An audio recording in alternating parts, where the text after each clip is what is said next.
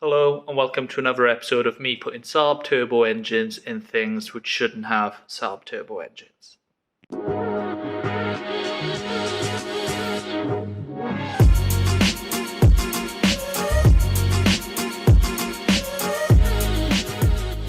So if you watched the last video on the UAZ, you'd have seen I was welding the compressor outlet of the turbo and the charge cooler. So if I bring you into the engine bay of the UAZ and show you where the water pump lives, bottom radiator hose, this then is like an orifice in the side of the engine where the coolant comes out of the water pump. Water pump fits to these bolts here, obviously runs off the belt, but it was a bit close to the edge of the chassis. So if I show you on this engine that's out of the van, where this outlet is, it's just above the chassis rail, and as the engine rocks about, it's no doubt going to impact the chassis. So what I'm going to do is weld an outlet to the bottom and blank off this one.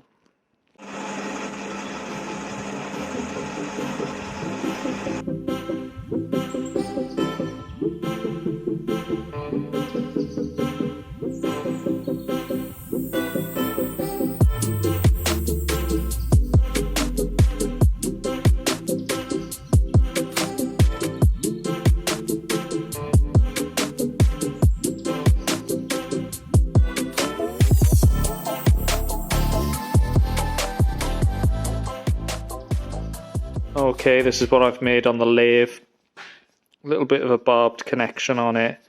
Didn't bother going too thin. Nice and chunky, it'll work just fine for welding. Now the next step is to open up the bottom of this and then weld that like so.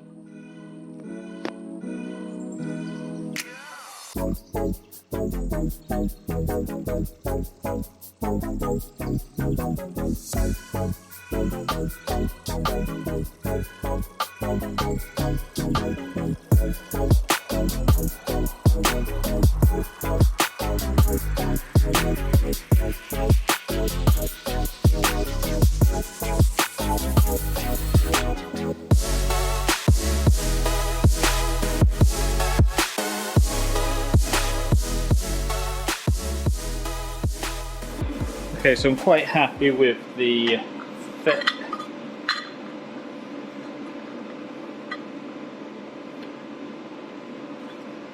Except for on the back, not quite sure how I've managed that. Not a very tight fit, and I'm going to try filling it.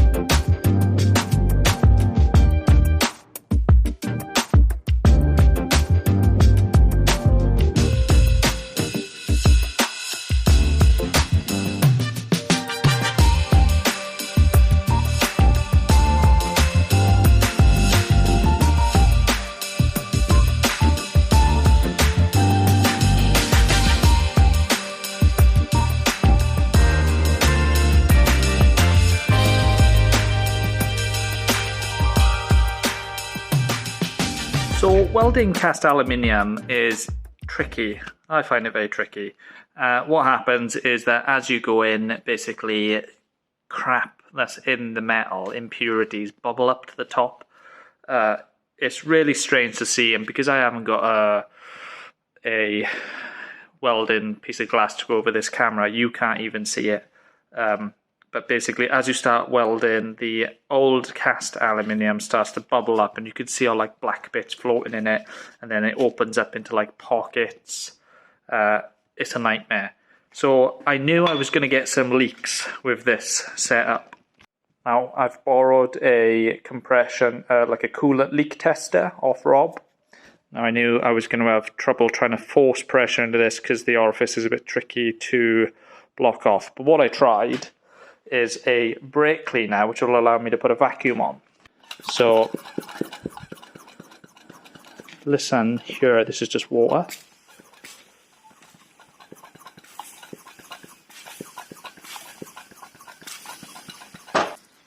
So I have got a noticeable leak. Now I knew in this armpit here, I've just cleaned it up with the die grinder, but I knew it was an absolute pain to weld in that. So I've cleaned it up a bit with the die grinder, and I'm going to make another pass over it now. Right, I've just gone back over that weld in there. Looks like crap, but let's try and draw a vacuum. The only place that I can hear a vacuum now is passing the tape. Have a listen.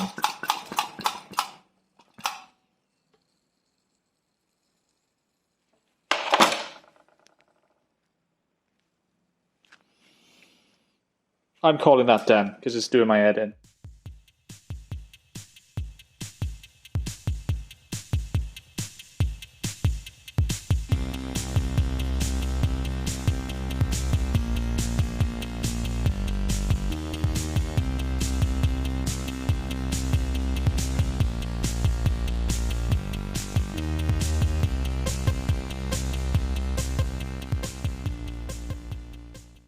Right, let me show you the water pump fitted.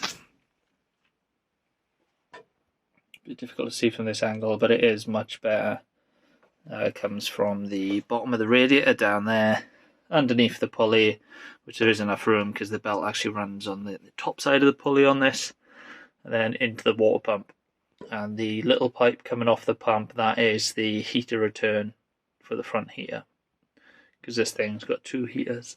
Because it's from Russia, where it's actually colder than the UK, although I struggle to believe that right now. It's -4. I'm dealing with it well. So for the turbo, I need to run the oil lines. So what I've done is taken a 9000 oil feed line and manhandled it basically until it fit. Because this is a 9.3 and a 900 manifold. They run the turbos this orientation with the exhaust exit and rearward, which is perfect for rear-wheel drive, four-wheel drive, longitudinal setups. Whereas the 9000 runs the turbo the other way and closer to the block, which I didn't want to do. I wanted to run 9.3. Anyway, I didn't have any oil lines. I made this line work by bending it. Yeah, I could have got braided lines for this, but one, they're quite expensive. Two, I've had them fail on the comma before. And three, I like making do with what I've got, and I'm a cheapskate. As for the drain line, I cut about some pre-existing drain lines I had and made this.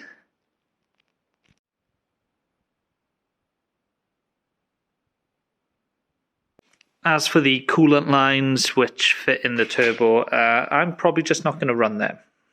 I don't think I have the correct lines for this turbo in this position on this engine, and I've run them on plenty of things. I've run plenty of turbos without the coolant lines hooked up, either because they didn't have them, because it was an eBay cheapy big turbo, or because I fitted the wrong turbo on the wrong engine and the lines didn't match up, and I've just left it off. And, you know, all my stuff blows up anyway, so what's the harm? What I am doing now is making like an aluminium heat shield to protect the turbo bit, especially considering the charge cooler is going to be mounted above the exhaust manifold. So a bit of cutting, bending, maybe a bit of aluminium TIG welding. Let's see.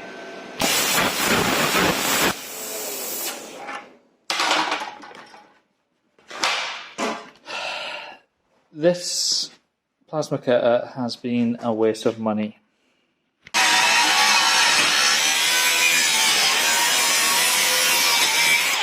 Right, I've lost interest in that heat shield. My mind's not in it today for trying to TIG weld aluminium. So basically I'm going to fit the water pump, aux belt, tensioner, turbo and exhaust manifold. And I'll revisit the heat shield, I promise. Alright, just putting the belt on and the tensioner. Let's see how it works.